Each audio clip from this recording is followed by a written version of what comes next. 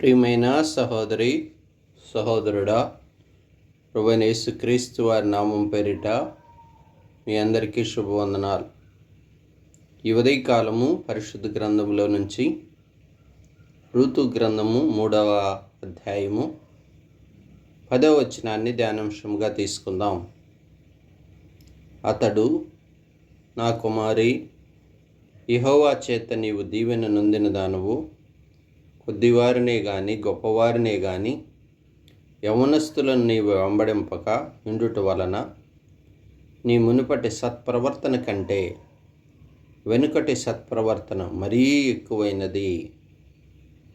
అవును కదా ప్రియ సోదరి సహోదరుడా, ఋతు అనేటువంటి ఆమెను గురించి మనం కనుక వింటే, ప్రత్యేకంగా ఆమె పేరు మీద ఒక గ్రంథం పరిశుద్ధ గ్రంథంలో రాయబడి ఉంది. నిజంగా ఆమె యొక్క ఆధ్యాత్మిక జీవితాన్ని మనం గమనించి చూస్తే, ఆమె అన్యురాలు, మోయాబీయురాలు. మరి మోయాబు సంతానానికి సంబంధించినటువంటి సహోదరి, విగ్రహారాధికురాలు, దేవుని ఎరుగని ప్రజల సంతతిలో నుంచి వచ్చిన ఆమె.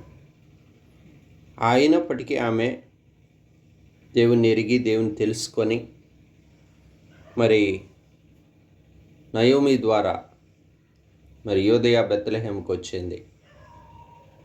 ఆమెను వెంబడించింది.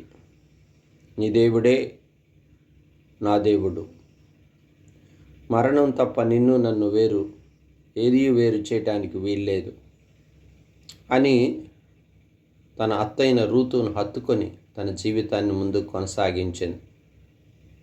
నిజంగా వారు మోయాబు నుంచి వచ్చినప్పుడు రిక్తహస్తంతో వచ్చారు.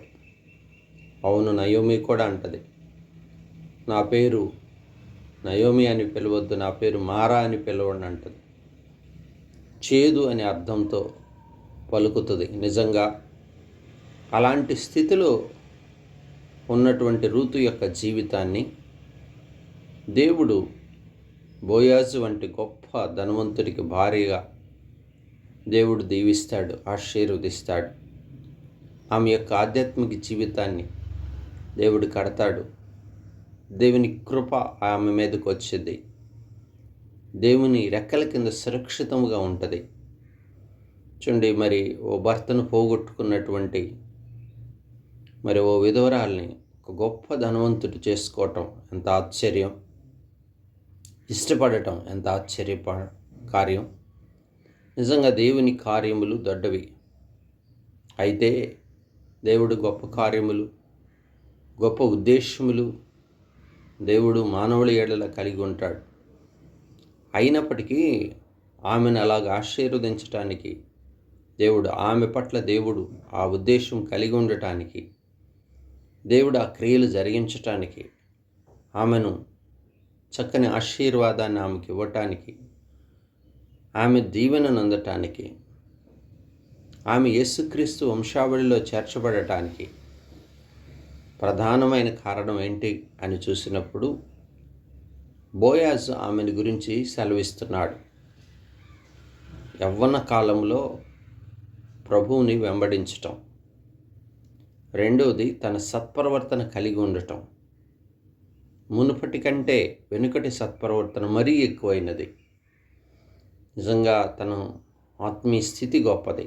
దేవునికి ఇష్టరాలుగా, దైవ భయము కలిగిన స్త్రీగా, దేవుని యవన కాలంలో దేవుని కాడిమోసే సహోదరిగా తన జీవితాన్ని కొనసాగిస్తూ వచ్చింది.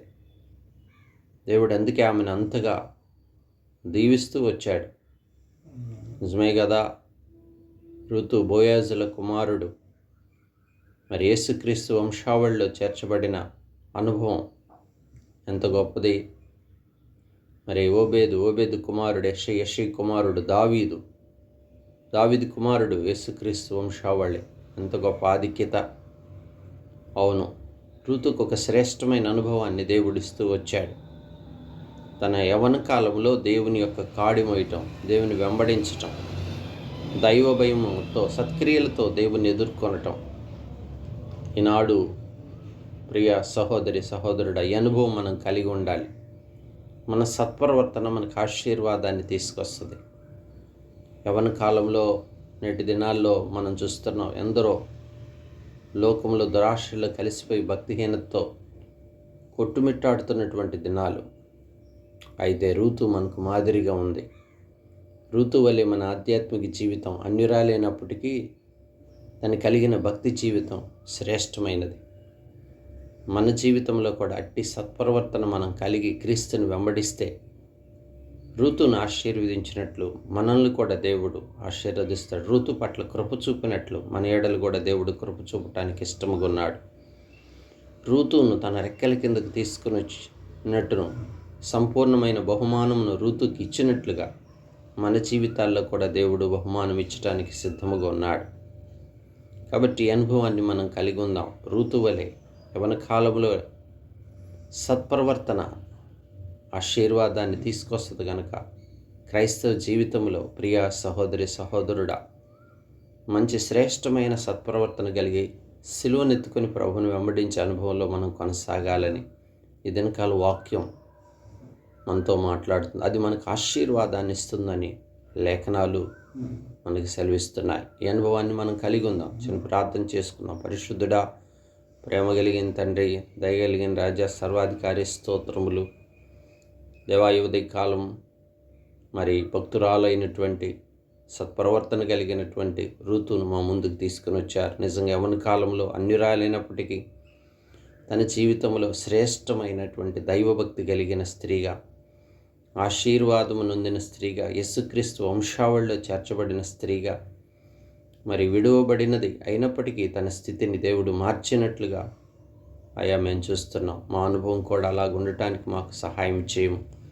నేటి సంఘంలో యవ్వన కాల బిడ్డల భవిష్యత్తు సత్ప్రవర్తనతో నిన్ను ఎదుర్కొనే కృప దయచేయము. మేము కూడా అలాగూ ఆత్మీయంగా ఉండి మీరిచ్చే మేలుల ఆశీర్వాదములను పొందుకునే కృప, దీవెనను పొందుకునే కృప మేము కూడా పొందుకున్నట్టుకు సహాయం చేయం. అయ్యా, యవనస్తులను దీవించండి. అయ్యా, ఈ దినమంతి మీ కృపలో బలపరుస్తూ రమ్మని, వ్యాధిగ్రస్తులను స్వస్థపరచమని, సంఘం పట్ల మీ కృప అనుగ్రహించమని, సంఘమును ఉజ్జీవింప చేయమని మీ చేతులకు అప్పగించుకుంటూ యేసు నామమున ప్రార్థించి వేడుకుంటున్నాం తండ్రి. ఆమేన్.